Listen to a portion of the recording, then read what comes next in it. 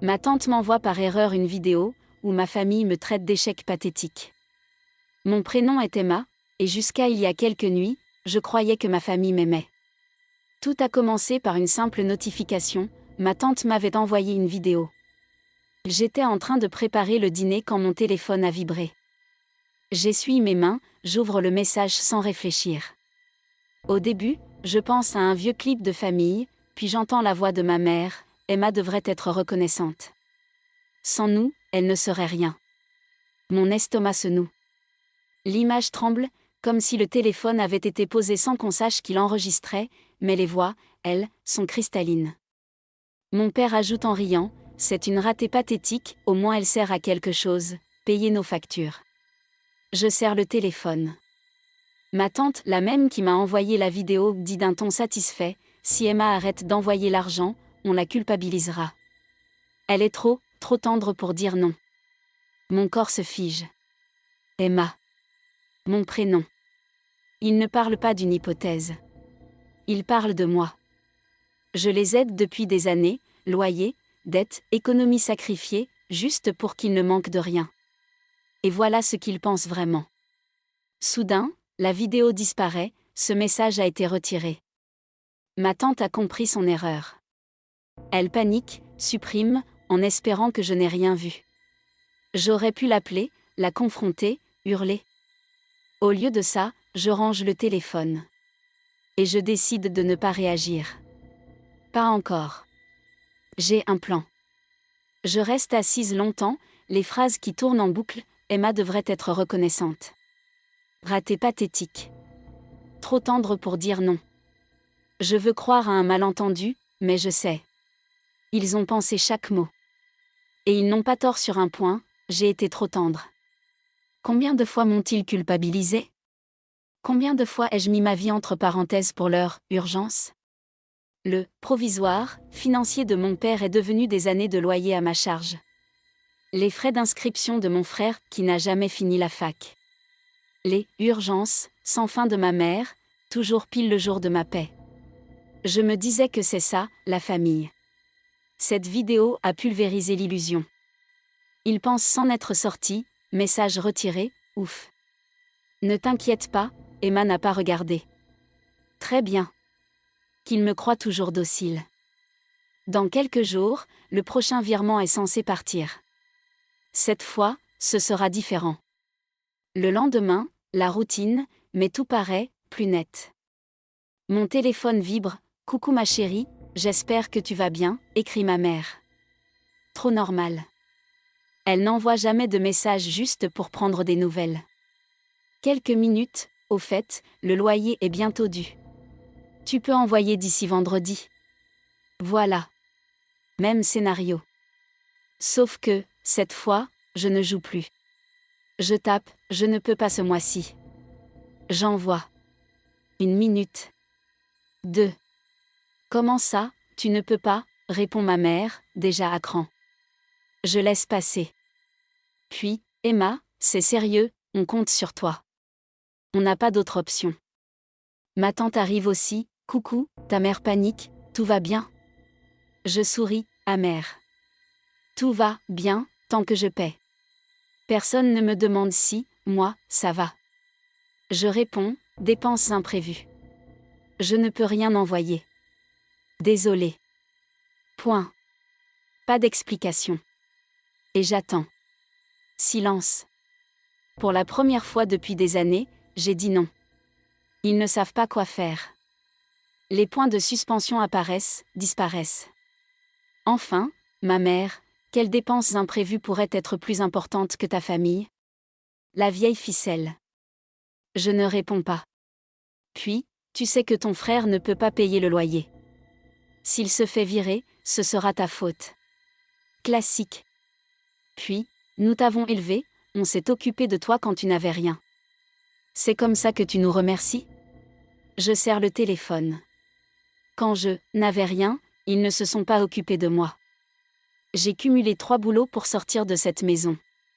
Et dès que j'ai eu un salaire, ils se sont accrochés à moi. Nouveau message de ma tante, vocal cette fois. J'hésite, puis j'écoute. Sa voix est sèche, Emma, je ne sais pas à quoi tu joues, mais ce n'est pas drôle. Ta mère perd la tête, ton père est furieux. Franchement, je les comprends.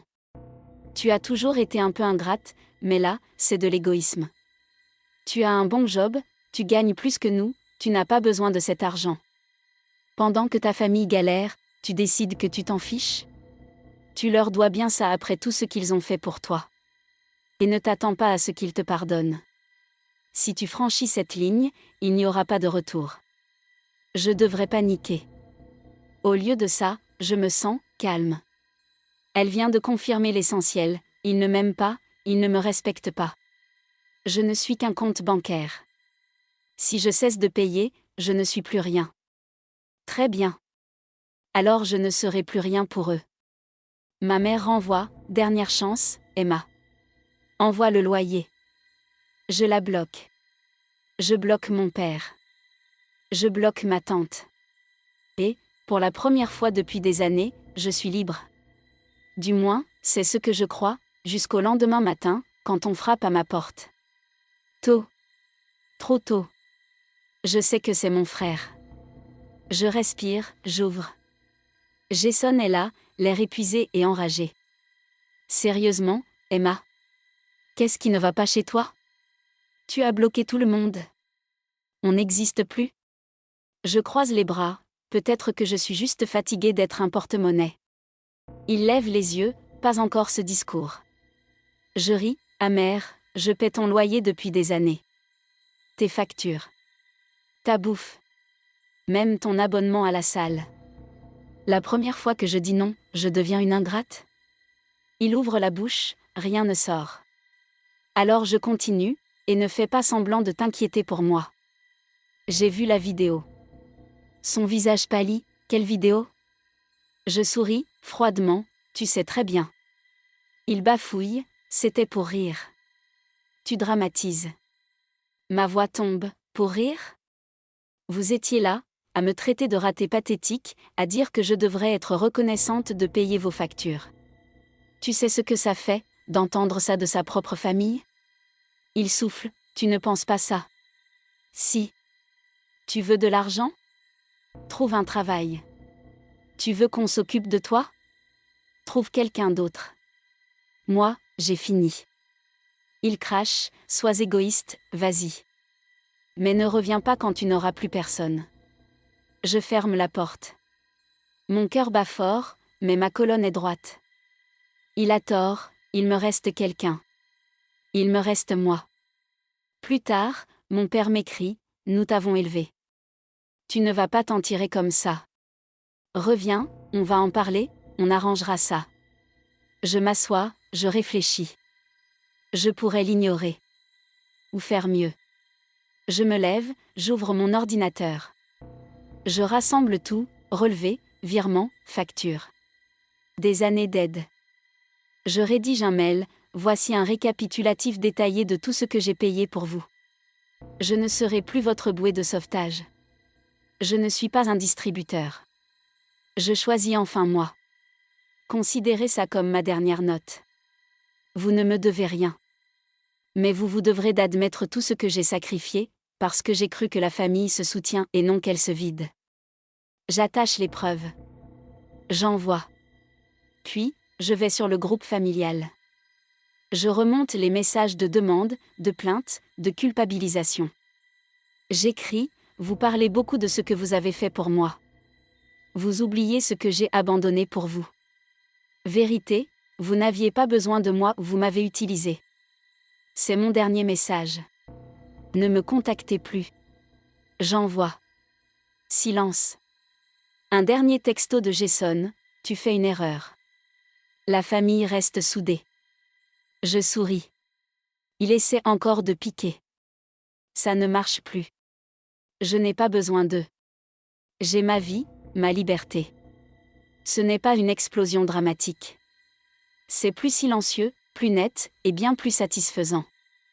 Je coupe le téléphone. La paix s'installe. Je n'ai plus à jouer. Je n'ai plus à me sacrifier pour des gens qui ne m'apprécient pas. Je peux enfin respirer. Et surtout, je peux enfin vivre pour moi. C'est, au fond, ma plus douce victoire.